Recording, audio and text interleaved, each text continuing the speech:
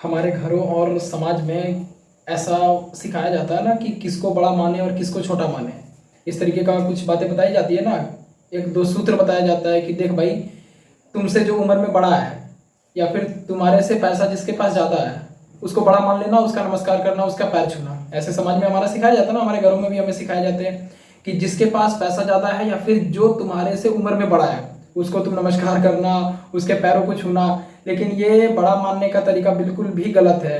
ये बड़ा मानने का तरीका नहीं, ये गुलाम बनने और बनाने का तरीका है कि उम्र को देख करके और पैसे रुपये पैसे धन दौलत को देख करके हम किसी को प्रणाम कर रहे हैं, पैर छू रहे हैं, तो इसका मतलब हम गुलाम बन रहे हैं। साफ साफ शब्दों में कह दें तो हम गुलाम बन रहे हैं। तो इसका तरीका क्या होता है, किसको बड़ा माने या फिर किसको छोटा माने, इसका तरीका क्या होता है? इसका बस एक फॉर्मूला होता है। आप बस उस इंसान को जिसको आपको बड़ा मानना है, आप ये देखो कि जमीन पे उसने कितना फैलाव कर रखा है, कितने धन दौलत, कितने घर बंगले बना रखे, उससे कोई लेना देना नहीं है।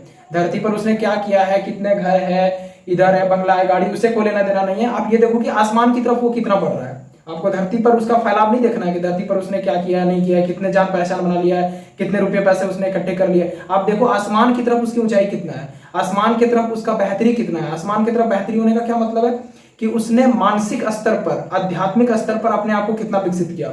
अब इसका भी क्या मतलब हुआ, मानसिक स्तर पर, आध्यात्मिक स्तर पर? इसका मतलब ये हुआ कि उसने ज्ञान और करुणा के दम पर अपने आप को कितना ऊपर ले गया। ज्ञान और करुणा का मतलब भी आपको पता चल गया होगा कि ज्ञान माने जिसमें वो जी सके, अंधविश्वास और सामाजिक ढर्रों को तोड़ करके जिसमें वो जी सके, इसी को हम लोग कहते हैं मानसिक विकास। तो आप ये देखो कि आसमान की तरफ वो कितना बढ़ रहा है, यानी उसके पास ज्ञान कितना है, उसके पास बुद्धि कितना है, उसके पास अंधविश्वास को तोड़ने का क्षमता कितना है। तो वही इंसान हमारे से बड़ा होता है, वही इंसान को हम बड़ा मानेंगे और उसी इंसान को हम नमस्कार भी करेंगे।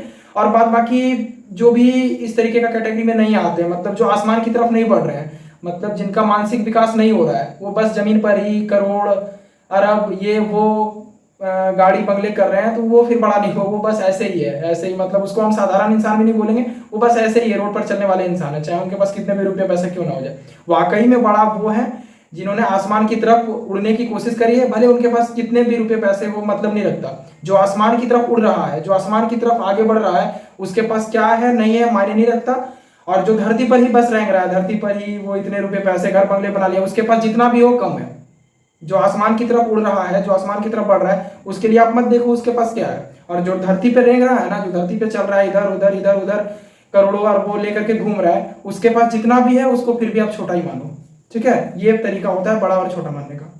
धन्यवाद।